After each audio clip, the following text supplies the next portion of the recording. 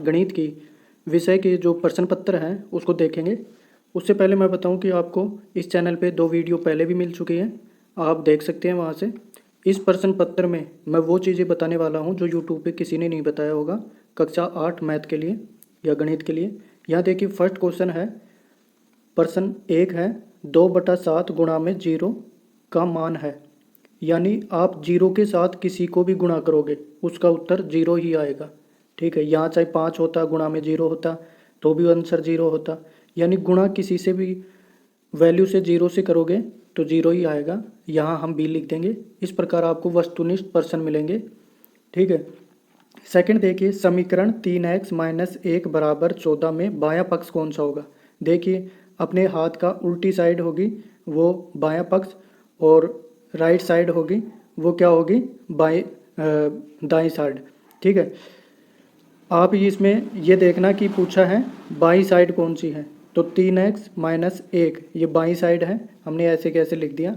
Exam में आपसे पूछा जाएगा दायां पक्ष कौन सा है, तो आप उसे जैसे यहाँ बराबर के चिन्ह के इस साइड में दायां है तो दायां कर देंगे। ठीक है, प्रश्न 3 देखिए, वर्ग के प्रत्येक कोण का माप होता है। वर्ग कैसा बनता है, यहाँ देखिए मैंने बना रखा है, और इसका जो कोण है इसका माप पूछा गया है वो बराबर होता है जो कि 90 डिग्री, और पूरा जो इसका होता है तो ये होता है 180 डिग्री। यानी कि 180 का डबल, जैसे 90 ये हो जाएगा, 90 है इधर से 90 और इधर से 90, आमने सामने कोणों का योग 180 होता है। ठीक है, और टोटल कोण हो जाएंगे 360 के। यहाँ पूछा है केवल एक कोण का, प्रत्येक कोण का, तो वो होगा 90। तो इसमें 3 क्वेश्चन बन सकते हैं। एक तो क्या होगा, इन्होंने प्रत्येक कोण का पूछ लिया है, प्रत्येक कोण में 90 आ जाता है। अब पूछेगा कि दोनों आमने सामने कोणों का योग कितना होता है, वो होगा 180, और बोलेगा वर्ग के अंदर पूरे कोणों का योग क्या होता है, वो 360। यानी इसी को प्रश्न में 3 आंसर हैं। ठीक है, इस तरह से। नेक्स्ट क्वेश्चन देखिए, फोर्थ, 9 की पूर्ण वर्ग संख्या है। अब देखिए पूर्ण वर्ग संख्या क्या होती है, जो कि वर्ग हो। वर्ग का मतलब 2 बार, कोई भी समान संख्या 2 बार हो।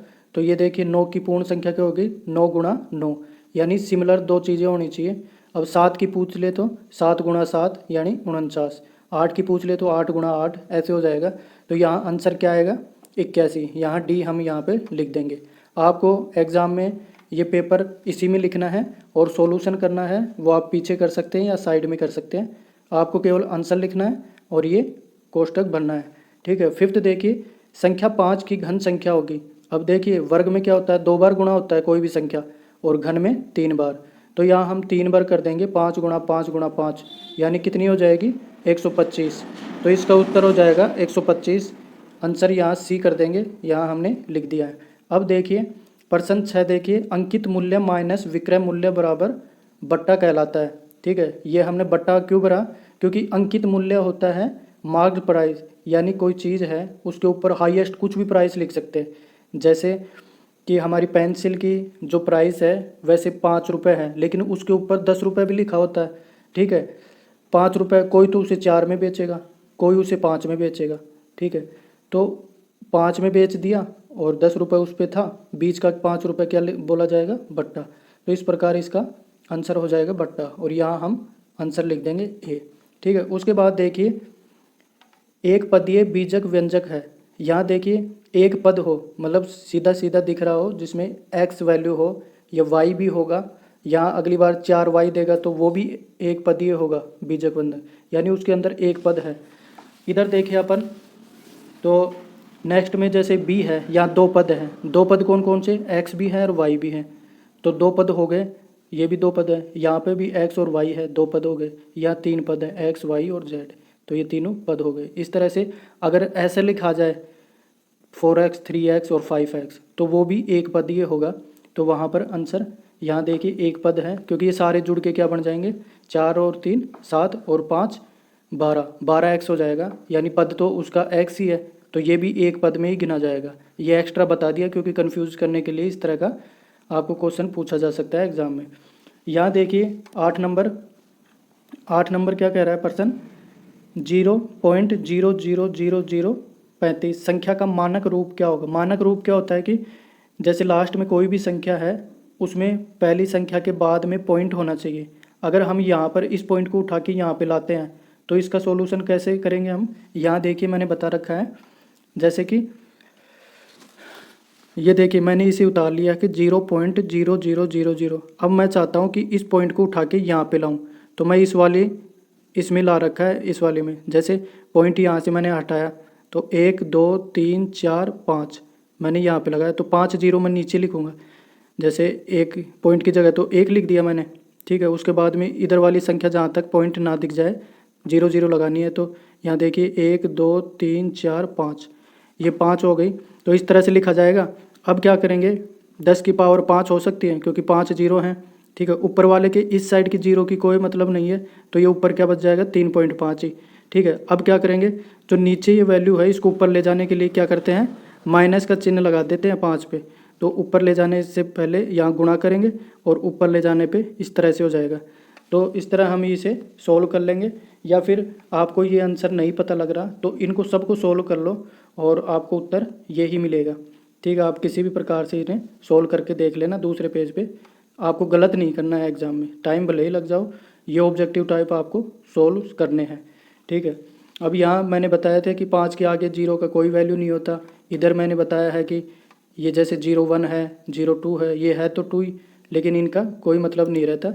इस प्रकार बच्चों हमने ये देखा, ये सॉल्यूशन हो गया ऑब्जेक्टिव टाइप का। अब नीचे देखिए अति लघुरात्मक प्रश्न मिलेंगे, जैसे कि यहाँ 9 से 12 तक दे रखे हैं। तो यहाँ क्या दे रखा है, -19/29 गुणा में 29 गुणा में -19 बराबर 1 में गुणन के अंतर्गत उपयोग किए गए गुणधर्म का नाम लिखिए।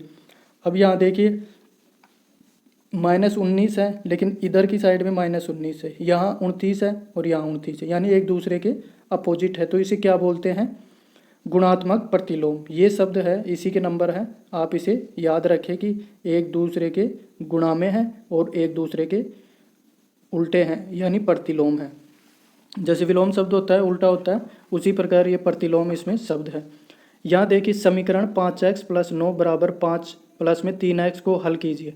यहाँ हम हल करेंगे तो हम सबसे पहले इनमें क्या देखेंगे कि इधर वाली संख्या और इधर वाली संख्या दोनों एक तरीके से बराबर हैं, यानी बराबर का चिन्ह है। अब इधर वाली संख्या को इधर लाएंगे तो माइनस हो जाता है, और इधर वाली अगर प्लस में है और इधर लाएंगे तो माइनस चिन्ह हो जाएगा।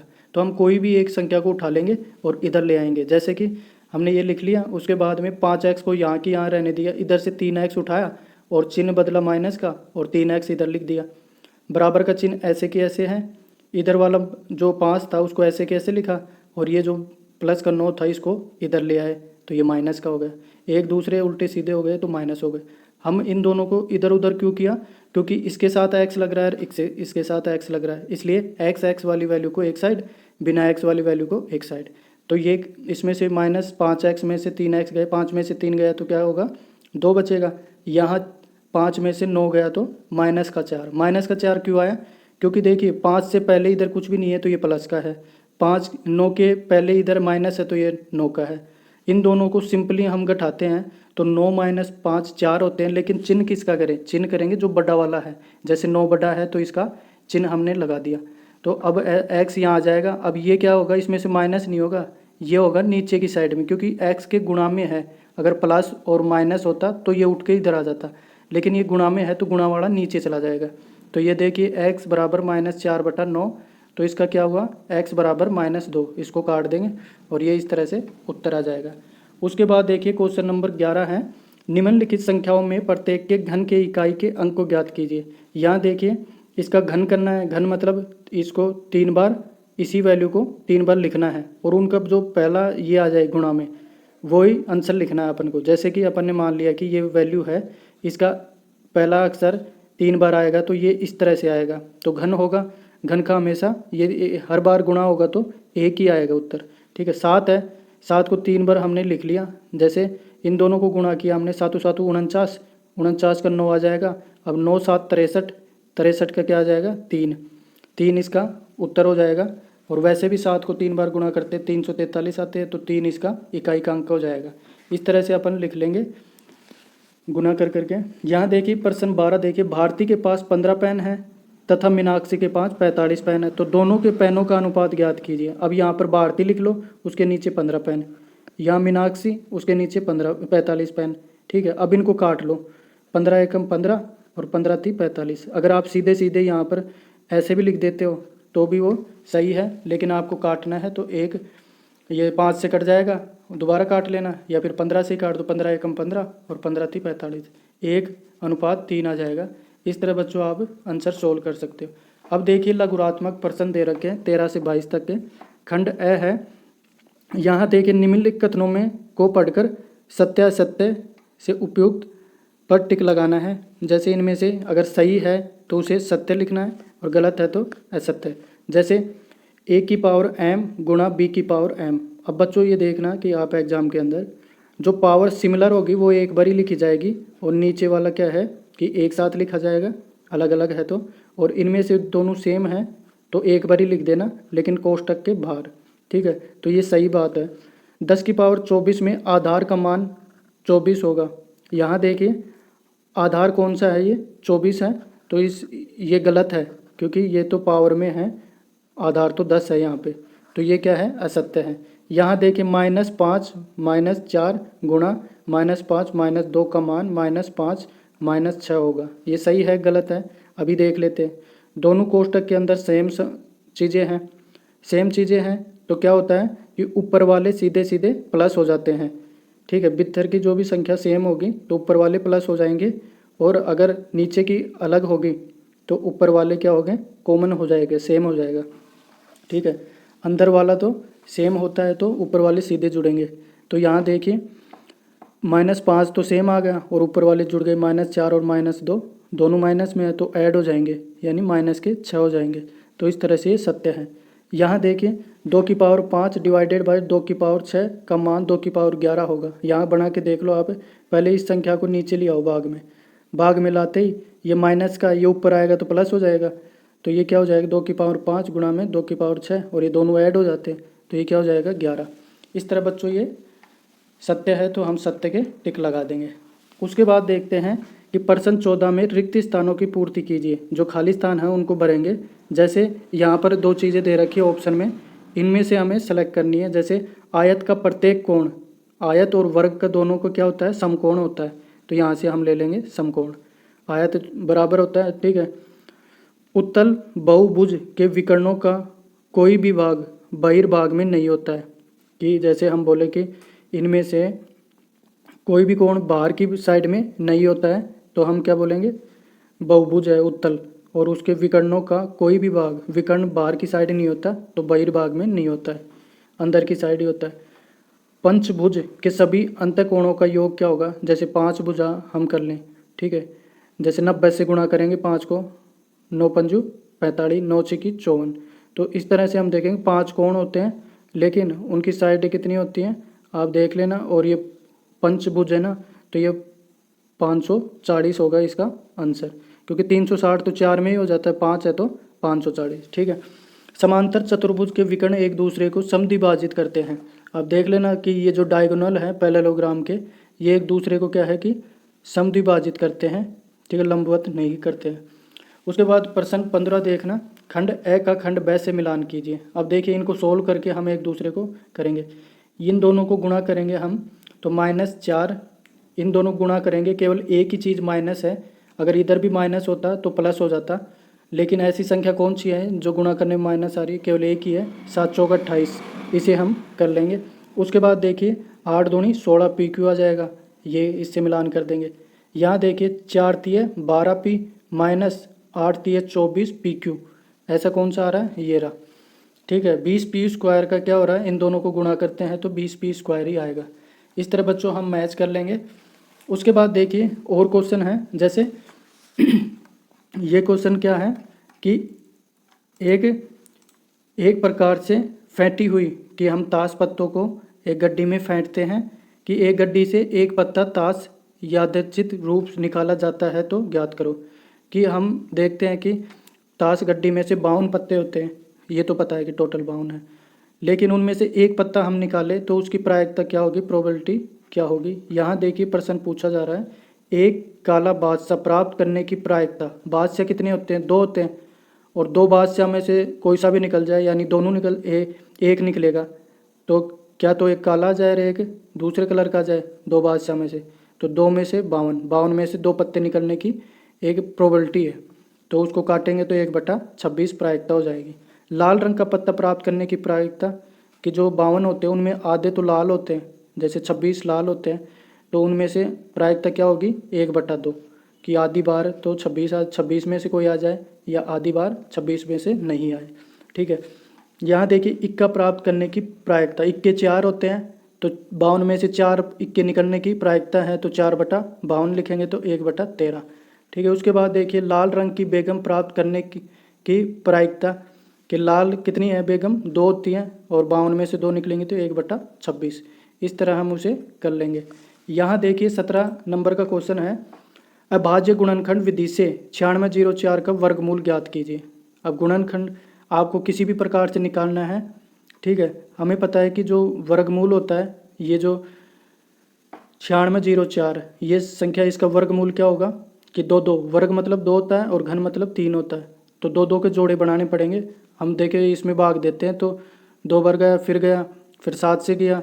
ठीक है, फिर इनके जोड़े बनते हैं तो ये बनते हैं 2 × 2 7 × 7 और 7 × 7 2 के, तो एक ले लेंगे उनमें से, तो 98 का ये बन जाता है। ठीक है, वैसे भी अगर हम जोड़ के देखें तो इनको गुणा करके देखेंगे तो ये उत्तर आना चाहिए। आप अपने मर्जी से भी आप ये कर सकते हो और फिर उनके टुकड़े कर सकते हो।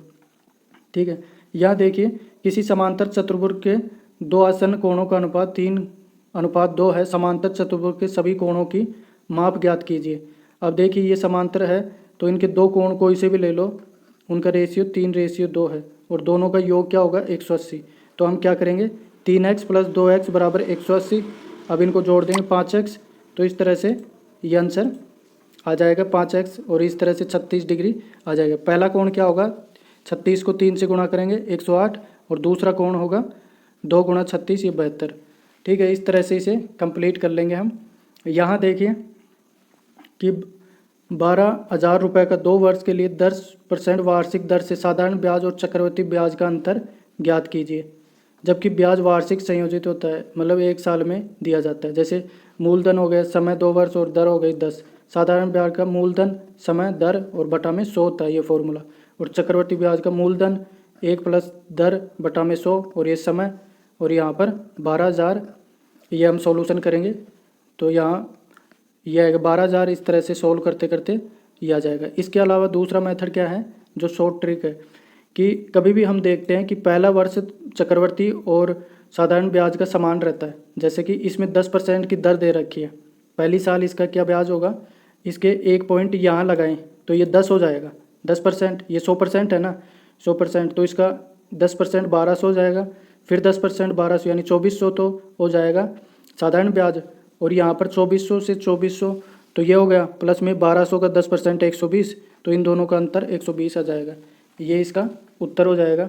यहाँ देखिए एक किसान की पशुशाला में 20 पशुओं के लिए 6 दिन का पर्याप्त भोजन है। यदि एक पशुशाला में 10 पशु और आ जाए तो भोजन कितने दिन में पर्याप्त रहेगा। यहाँ देखिए 20 पशुओं के लिए भोजन 6 दिन, एक पशु के लिए भोजन क्या होगा, यानी 20 से हटा दो, एक ही खाएगा तो 20 दिन तक चलेगा और उसको गुणा करें तो 120 दिन। ठीक है, 30 पशुओं के लिए 120 और डिवाइड करेंगे तो ये 4 दिन। इस तरह से ये हो जाएगा। यहाँ देखिए 21 नंबर का समीकरण 3t - 3 = 5, 2t + 1। अब इसको गुणा करेंगे 3t फिर गुणा करेंगे तो 9 बराबर में 10t प्लस में 5। अब ये देखिए इसको t को एक साइड में ले लो, 3t माइनस में 10, ये चिन्ह बदल गया, इधर ये प्लस का हो गया 9। और इस तरह से सोल्व करते करते ये t के बराबर -2 आंसर आ जाएगा। इस तरह से बच्चे हम इसे सोल्व कर लेंगे। यहाँ देखिए हम एक ग्राफ बना रहे हैं पाई चार्ट, इसको हम इस तरह से हम इसे बना लेंगे। आप इसे सोल्व ज़रूर कर लेना और देख लेना। उसके बाद में ये क्वेश्चंस है उनके गुणनखंड भी आपको सोल्व करने हैं। इस तरह से हमने ये कर दिए हैं, आप देख सकते हैं। बहुत ही आसान तरीके से हमने इन्हें बताया है। तो वीडियो कैसा लगा बच्चों आप ज़रूर बताएं, और भी हम इनके बारे में नेक्स्ट वीडियो में बता देंगे। आप हमारे चैनल को सब्सक्राइब करें ताकि हम और मेहनत करके वीडियो डालते रहें। धन्यवाद।